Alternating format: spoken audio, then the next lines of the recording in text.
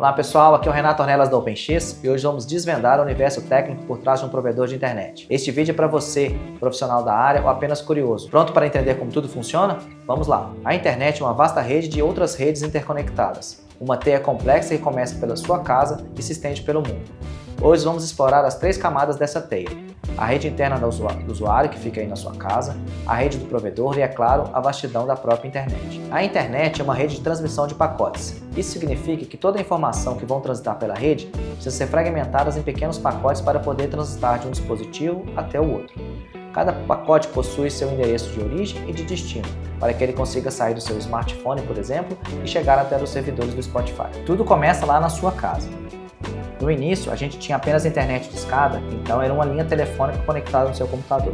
Hoje em dia, graças ao advento da banda larga, a gente tem opções muito mais velozes e muito mais confiáveis, além de ter o Wi-Fi, a rede sem fio dentro de casa, que permite que você em qualquer lugar, através de um smartphone, de uma TV conectada, você consiga utilizar as ferramentas, inclusive uma Alexa, para poder automatizar a sua casa. Então, o principal dispositivo que tem dentro da casa do assinante, a gente tem 2 dispositivos principais. A CPE, que é o dispositivo que vai fazer a ligação entre a sua casa e a rede do provedor de acesso.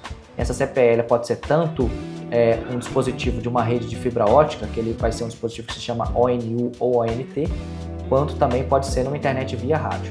E você também vai ter um outro dispositivo que se chama roteador, que é o que vai ser capaz de fazer a interligação lógica entre a rede da sua casa e o restante da internet.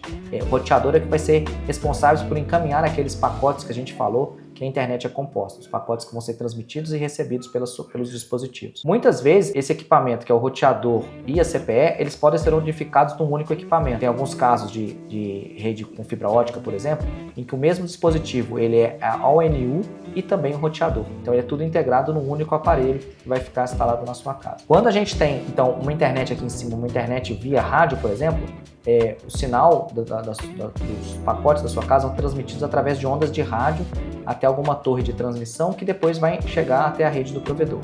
Já quando é uma internet via fibra ótica, a ONU da sua casa vai conversar com um equipamento que se chama OLT, que fica lá dentro do provedor.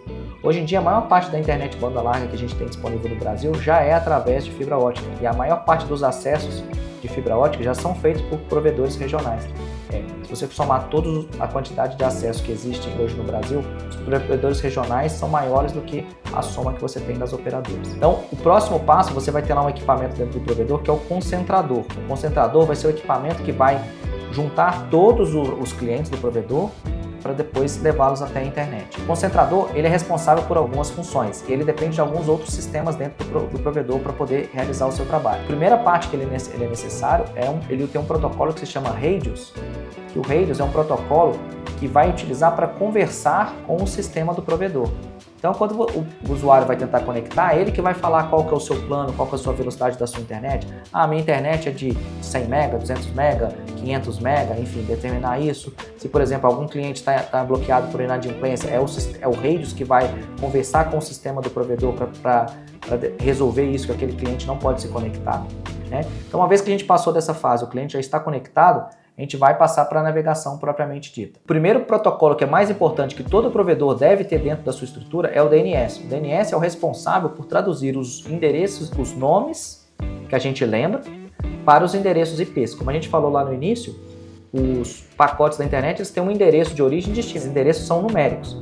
Então, ninguém lembra qual que é o número para poder chegar no Google, no Netflix, mas a gente lembra os nomes, netflix.com, google.com, então a gente lembra os nomes. Então, o DNS é o serviço responsável por traduzir estes nomes para os endereços IP, que aí sim os nossos equipamentos vão ser capazes de pegar os pacotes originados na nossa casa e levar até os confins da internet. Existem 2 tipos de endereçamento IP. O endereçamento mais antigo, mais obsoleto, mas que ainda é utilizado, chama endereço IPv4. Esse formato de endereço ele comporta 4 bilhões de endereços. Só que eles já se esgotaram. Então ele foi necessário criar um compartilhamento dessa estrutura. Então hoje a maior parte dos provedores eles precisam de ter um equipamento que se chama CGNAT, que ele vai pegar um único endereço IP e compartilhar com vários usuários. Existe já uma versão mais nova do IP, que é o IPv6, que ele já permite não infinitos, mas incontáveis endereços IPs. Então, a quantidade é absurdamente maior Então, quando você já está navegando em IPv6, a tendência é que a sua internet funcione melhor, seja mais rápida, porque você não vai depender de passar por um equipamento CGNAT. O próximo equipamento que tem lá dentro do provedor, que ele é fundamental, é o que a gente chama de borda, que ele roda um protocolo que se chama BGP.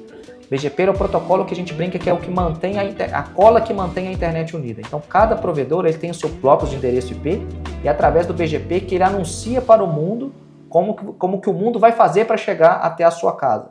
Então, é através do BGP. Então, esse é o roteador principal do provedor e ele é fundamental para poder fazer isso. Então, nós começamos olhando o que acontece dentro da sua casa, um pequeno mundo do que aconteceu. Então, os seus dispositivos criaram pequenos pacotes que foram roteados através da rede do provedor. Dentro da rede do provedor ele pegou aqueles pacotes que vieram dos usuários e roteou por sua vez através da internet. Então esses aqui são os componentes mínimos necessários para que você consiga usar o seu serviço. O OLT, os equipamentos quando é internet via rádio, o concentrador, o sistema de gestão do provedor que vai estar ligado ao Radius, o CGNAT quando ele não tiver endereços públicos suficientes ou ele estiver usando a versão IPv4. E assim, passo a passo, desde a sua casa até os confins da internet, desvendamos como um provedor funciona.